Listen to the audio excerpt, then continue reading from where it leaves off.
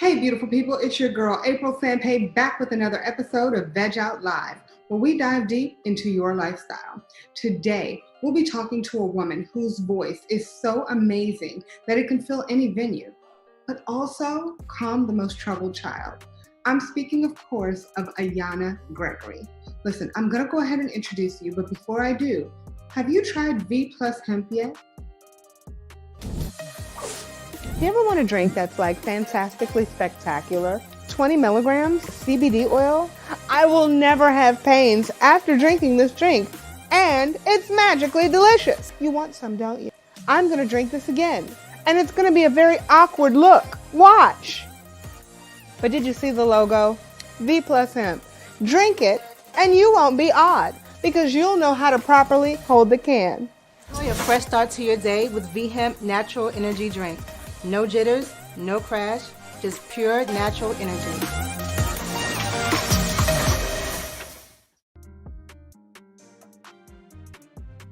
Honey, you got 5 fruits, 5 vegetables, 5 vitamins, and 20 milligrams of that good old CBD oil. What more can you ask for? All right, how about 5% off and free shipping? All you have to do is use my promo code, VEGOUT, and visit www.drinkvhemp.com. Honey, get everything your body needs to feel really, really good. All right, come on, let's go ahead and meet Ayanna.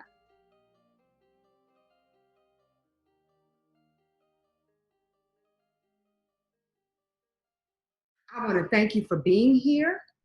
I want to thank you for this engagement, but I want to take it one step further because I'm going to thank you for something else.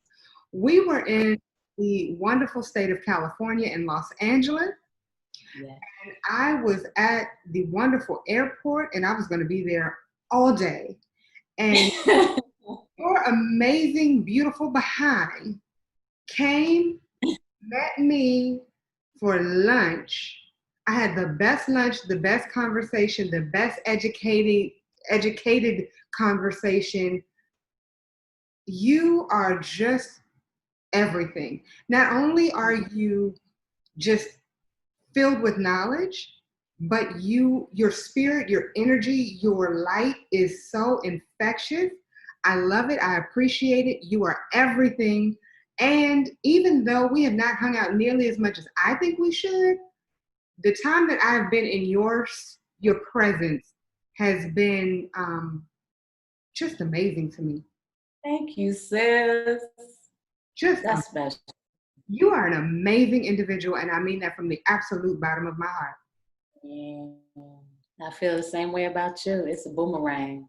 Absolutely. And it was a blessing. It was divine that we had that time. It felt really good. It just felt like a special moment, and it was supposed to happen. I mean, it was nothing for me to come and scoop you because we hadn't had the chance. And I was like, wait a minute, you about to be at the airport for, when is your flight? Yeah, no, we're not about to do it like that. So it was perfect. The time was perfect. I'm glad we, were able to carve out that little bit of time to just vibe on we talked about everything and how much we love and respect each other's whole piece. And I'm glad we had a chance to share that because I mean, you mesmerize me. You're phenomenal. And it's like, like you had mentioned in the cards, it's an energetic, and it is. And it's like your bravery to step into that energetic and be a whole complete vessel. What's bigger than that? There's no, we as artists know that we didn't create the gift. So to be an open vessel is equivalent to being a genius at what you do, because if the gifts come from the creator anyway, that's what it is. But I'm like, that's what it feels like in watching you. It feels like, I'm telling you, every time I've seen you, it's just been like, how can I be better? How can that, and really the how can I be better is how can I tap in deeper to that energetic, because you are a force of nature. And it's like, to see you is to behold that force. My niece, Busara, loved you. She was like, who was that? Before you even set foot on the mic, You walked. My girl walked. She said, who is that? I said, you'll see. You know what? And then, hold on. So I don't think everybody understands what's going on right now. First of all, let me make this, and I'm looking directly in the camera because I know it always looks off whenever we're on the Zoom. But I know. I'm going to let the world know. You have two, and I'm going to say it, two beautiful women of color coming together and giving giving each other nothing but love, credit, energy, light, happiness, joy, right. abundance, everything. And it's something that people say doesn't happen. But when I tell you just being in her energy, listen, we can do this all day. But it's something that from day one, she gave to me when we hit the stage with you, Mumu Fresh, and myself. Mumu Fresh, Ayanna, can I get y'all to come on back up here? Y'all like, oh, what they gonna do? Hold on, wait, it's funny because in the back, she like, oh, what they gonna do? We gonna do some things. You got two forces, and then you gonna add me. And I remember saying, I'm gonna sit here right in the corner. Y'all go ahead, do you. I'm gonna sit in the corner. I'll be box for you. Don't worry, we got it. All right, so I'm gonna step off. And I want to see what y'all come up with because y'all are too hot to handle and too cold to hold. Hold on. No. You can't just put us up here improv and walk off. Nah, sister, come on back now. I thank God that I was in that room that day. A shout out to Kier Johnson of Purple Honey. Yes. With you traveling a lot, I want to know what you've been traveling for and how that is positively impacting children in other countries, as well as this one. I spend a lot of time with young people around the country and sometimes around the world doing motivational assemblies, performances, workshops, and healing circles. So a lot of times I'll go to schools. If it's an elementary school, it looks a little different than if it's a middle school or a high school, and colleges too. And and I just I do a lot of storytelling. Music is like, and I know you can relate as a singer, among other things. Music is like the passport in with children, If you could sing, you got them. And so I use music in that way. I always start with music. I always start with what I feel is like potent and powerful and impactful. I won't say a word. I'll just grab the mic, jump in front of them, and then boom. And then they're like, oh, you sing. And now that I got your ear, we're going to dip into some other things. So I do a lot of interactive work with young people, a lot of call and response, a lot of affirmations. I have fun with them. And in the process of having fun, my goal is to raise their self-esteem, to raise their level of consciousness around self-love and activism. And I always talk about activism, not just in the traditional sense of, being out there on the picket lines and protesting and demonstrating, but also what is if an activist fights to make things better, to make our environment better than we found it. What does that mean within myself? What does that mean in my house? What does that mean in my school? So did you walk past that trash? So the activist in you would do what? You know what I mean? So making it relevant to young people, like how do you make your environment better than you found it? So a lot of times schools, they'll be like, oh, we have a lot of bullying. Can you focus on that? So I have stories that I tell that relate to that. And I make activism cool. You know what I mean? I tell stories about young people just like them who were brave enough with love, with kindness, with fearlessness, or even sometimes, you can be afraid and you can still have courage. Sometimes we are scared, but we keep going. So I spend a lot of time with young people, pumping them up, singing, dancing, moving, getting them up, affirmations. And then sometimes I may be at schools where it's like 500-600 people in the audience. And then sometimes it's like these small groups of 10, 20, 30 where you can do the really intimate work. I like the stories you told, all the true stories. The one about the bullying that you or that like about the visa and all that. Yeah. Yeah, I like the how you stand it up to the bully, and then you befriended her at the end. What do we do when it comes to that one individual child that is really going through it and only you can help her right now? What's that process?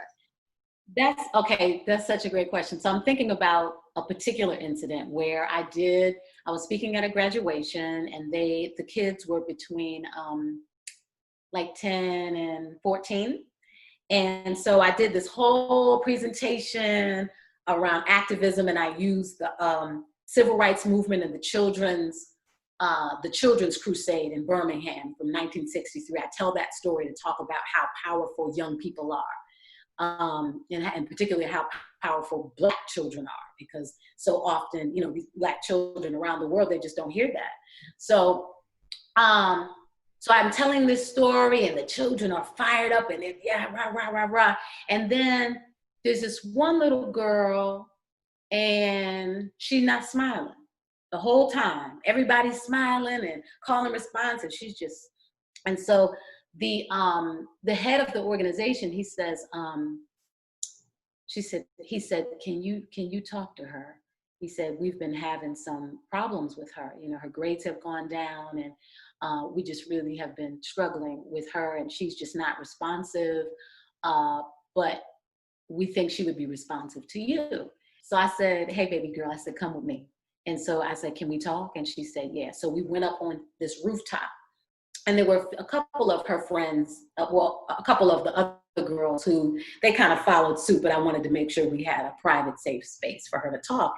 And so some of it, I couldn't understand everything because of the patois. You know, I'm getting there, but a lot of it I could. So I was trying to capture everything she was saying, and she just opened up. And what happened was she was being antagonized and harassed by the boys at her school. You know, they were touching on her, they were saying things to her, and apparently she wasn't telling anybody about it. And that was the reason that her grades plummeted, all of these things, you know, that were happening. They were like, why is she so smart? Why is she's not responsive?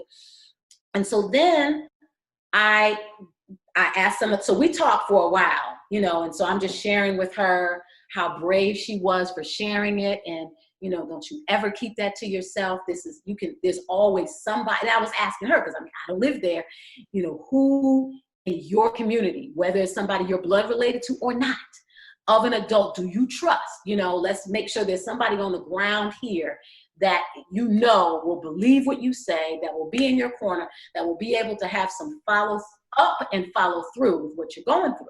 So because I had already done a lot of the call and response and affirmations in the session, she was remembering. And so in the midst of talking to her about those things, we came back around full circle to some of those affirmations. You know, I'm the healing light of God that never fails. I am powerful. I am beautiful. I am courageous. And you know, so I was able to say, you know, you think about those little girls, the Ruby Bridges, the you know, everybody who I referenced in the session, to say, can you imagine what they had to go through? And here you are feeling all alone, but you're not. Your ancestors. And because I had to learn more about their national heroes, Paul Bogle and Nani and Kojo of the Jamaican Maroon communities, I'm bringing in her ancestors, her direct ancestors from Jamaica, to say, these are powerful ancestors that you can call on. There were girls in Westmoreland in Jamaica who, as I'm telling them these stories, they're like, oh, I can't. They were like, we can't go back to being asleep, you know. So what is it in art? So I'm like, okay, I can't project onto you what the issues are in your community because I don't live here. So you tell me, what is it? Okay, well, the girls in our community are having sex at 13 and 14, and they're having babies, and they don't have an opportunity because school. There comes a point where school is not free anymore, and the mothers most of them single moms don't have the money to send their beautiful, brilliant children to school. So then it just becomes this cycle of single parent moms and babies having babies. And then there's violence because of the poverty and this whole thing around scamming and a lot of the popular people who have money, they're like, oh, they're scammers. And so a lot of the kids want to be scammers. And so I'm like, wow, okay. So now that I understand what's happening in your environment, what do you want to do about it? So then the kids are like, yeah, we want to do something about this. So then I'm like, okay, now I got to talk to an adult who can help you see through what it is that you're doing. Because I can't rile you up and then I'm out. I'm back to the United States. But who then can I talk to that I know is not just going to be some status quo, just another day in your neighborhood, who wants to see a change. So then I will try to connect with whoever that teacher who seems the most progressive at that school to say, look, these girls right here, they're talking a lot and they have a lot to say. And a lot of times, especially the girls, feel so repressed, like they can't talk. So when they get somebody new who's listening, all of this stuff is pouring out of them. And I'm like, oh, snap. I thought that you really empowered a lot of different students, because even though like we know, some of us know that we're magical and all of that, but I think a lot of students needed to hear that. So then I'm like, okay, I have to try to intuitively, because some of the adults, you can tell they're on some status quo stuff and they're on some, yes, we've talked to the girls. And I'm like, nah, shorty, this ain't that. This is on some, these girls want to change and they want a different environment for themselves, and they're ready to do the work. I'm hearing you talk a lot about your father. And for those people who don't know, who is your father, that man behind you? My father is Dick Gregory. And Dick Gregory, the amazing comedian, the amazing activist, has he been the one who put all of that in you, or was it your mom, or was it both, or was it just being in the constant environment? Who was it? Because just because your parent is an activist does not mean you're going to become an activist, right? Right, that's true. What was that turning point in your life that said, you know what? Being in this environment is making me want to be more like this. Which parent was it? I mean, my fire comes from my daddy. My focus on justice certainly comes from my daddy. My mom represents the softer, quiet strength, those hidden spaces and places where the healing work is done.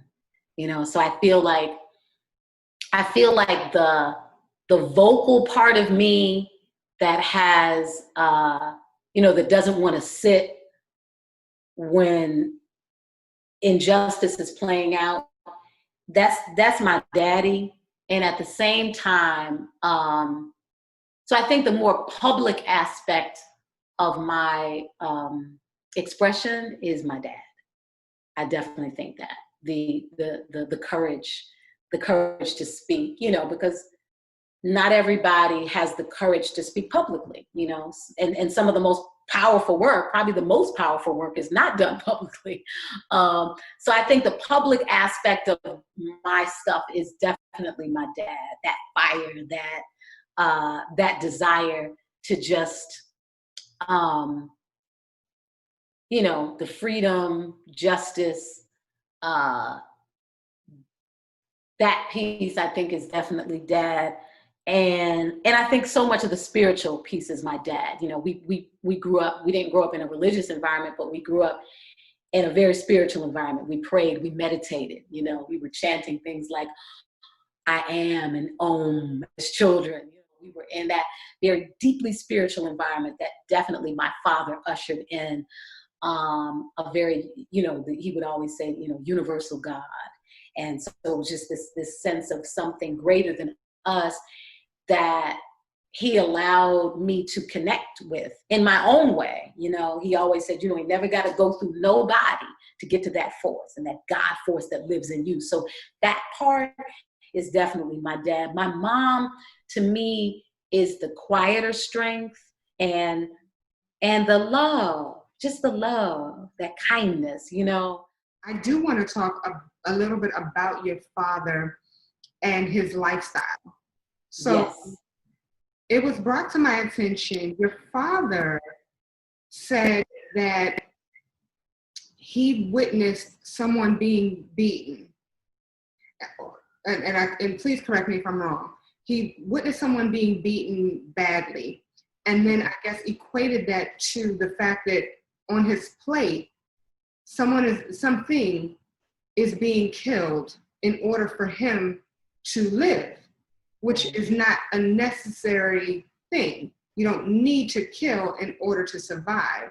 You can actually eat what God has given you. So he then said, I don't eat anything that poops, peas, or, am I right in that? So it got to the point that I stopped telling black folks I was a vegetarian because I had to discuss it and break it down. I run through the ghetto now. And then what's your diet like? I said, I don't eat anything that fart, doo-doo, pee, or belch. And they just say, keep going. Okay. So I want to talk a little bit about your upbringing as it relates to his lifestyle. When he started that lifestyle, were you born into it, or wait, he started in the 60s, I think. So never mind, you were definitely born into it. Yep. So you were born into a vegan lifestyle. Have you ever eaten meat?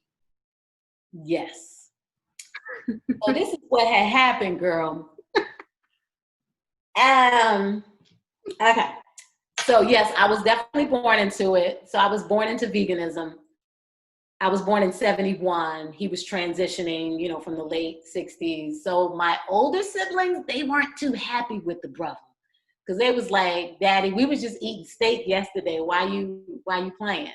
So initially, from, I'm sure, I was breastfed, toddler years, I'm eating all natural, vegan. And so at some point, I don't know at what point in elementary school, I'm getting the memo, like from my older siblings who had tasted that meat before, who were like sneaking things when Daddy was gone.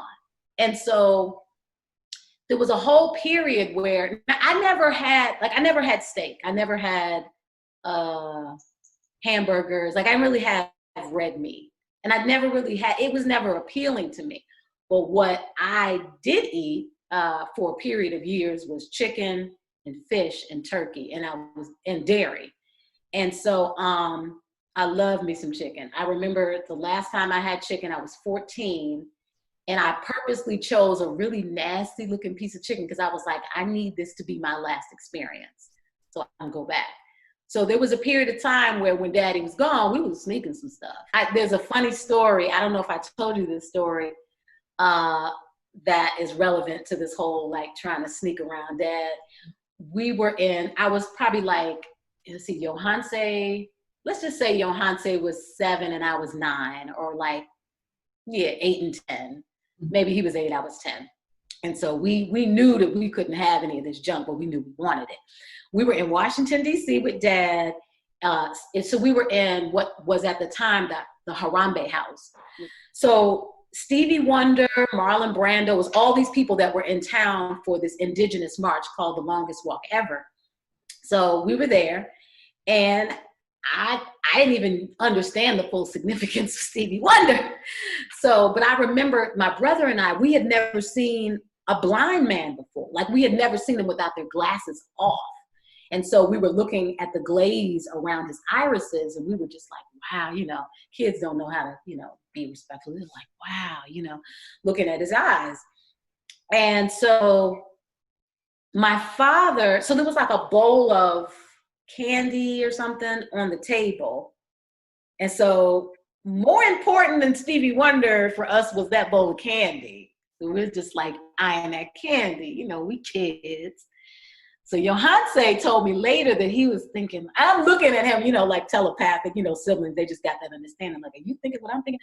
Well, we can't do nothing because Daddy's sitting right here. So my father walked away or walked out of the room. Stevie Wonder was still there. And it appeared as though he was looking directly at us.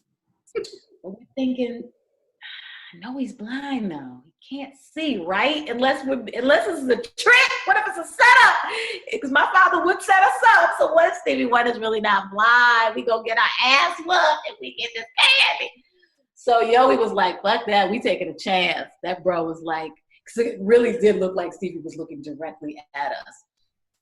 Yoey was like, I think I'll take the chance. He snatched up that candy. And I remember in recent years telling Stevie that story, and he just laughed like, y'all real petty now. Y'all ain't have to do that. Usually when someone has a sense that they can't use, their other senses are heightened. So it would be funny if he would have said, oh, I remember that day, and I went back and told your father that you all took them. Exactly. Oh, that would have been down. Oh my God. So yeah, it was serious. I mean, Daddy was like junk food, meat, dairy products. If you brought that in the house, you might as well been bringing in crack cocaine. It was really like smuggling drugs. Talk to me a little bit about what you eat and how you are able to cook, get the nutrients that you want when you're on the road. Yes. You do a lot of traveling. Yeah. It's hard. Yeah. Well, here's the thing. I guess hard is relative, because if you can imagine the difference of trying to be vegetarian or vegan in the 70s, traveling versus now, it's like, praise the Lord, praise the Lord. We got a few options, so it's a whole different, oh my God, I'm just like, can you imagine if we were kids and we had all these options that folk got now? And, again, it's not to say that it's easy, because it's still not easy, but it's relatively speaking, it's like, whoa. So, let's see. Okay, so first things first is water. If my daddy taught me anything, he taught me to drink some damn water. So it's at a point where if I don't have enough water in the day, it's just like, I don't feel like I'm breathing. It's just that. It's just like, so when I travel, first order of business.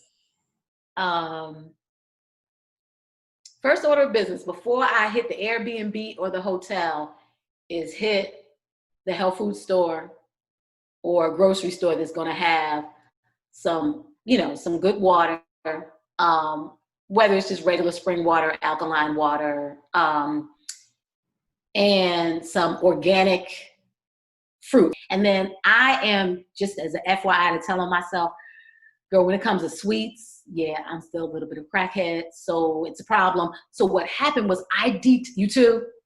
Hello, didn't you see me get, what did I get? Yes! What did I get? Yes. God, we see eye to eye on this piece. We see eye to eye. Carrot cake. Honey, give me some carrot cake. And I got, I'm sorry. Pause for a second.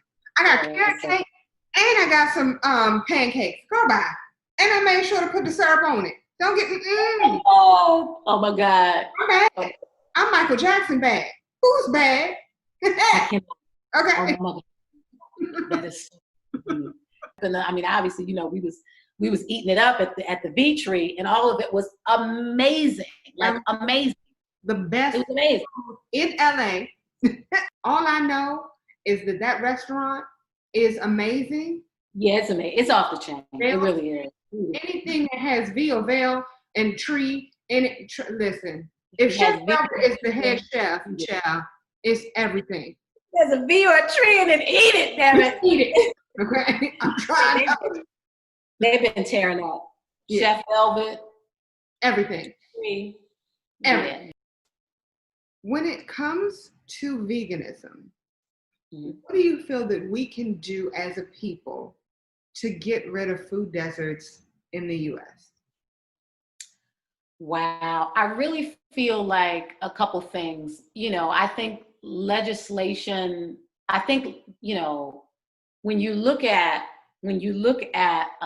communities of color, in particular communities of color that have been economically disenfranchised, they just don't get the funding, the public services that they are due, period. I mean, it just doesn't happen. I mean, racism is alive and well, and it shows up in many respects in the way that food, has been weaponized against us, in the lack of healthy food. So I remember when 9/11 hit, I was working at an after-school program in the hood, and the kids, they came in that day and they were like, what are we supposed to eat?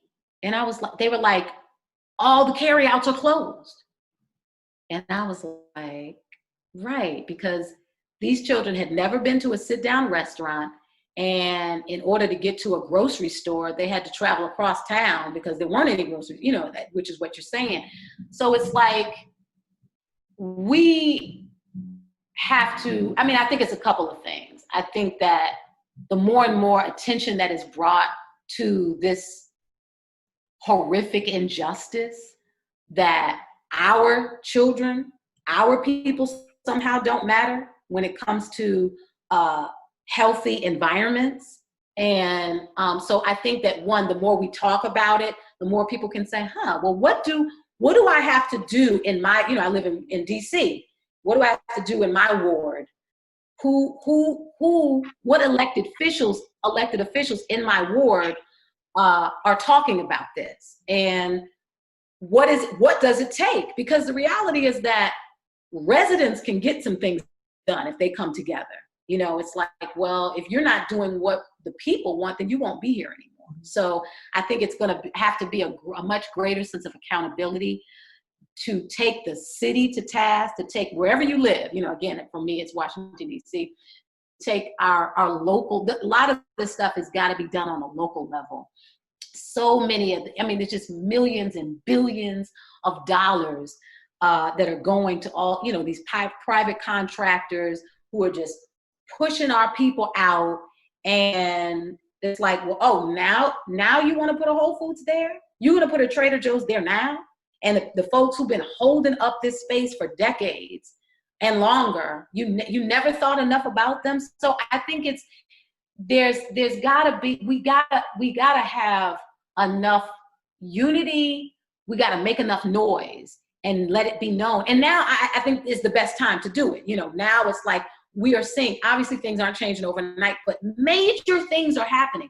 Unprecedented things are happening, things I've never seen in my lifetime. So I think now is the best time for us to raise this, to include that in the demands that we're making of as it relates to legislators, as it relates to elected officials, as it relates to our leaders. I think what you're doing is amazing, sis. It's what you're doing is going to save some lives and change, not just save some lives, change the quality of lives.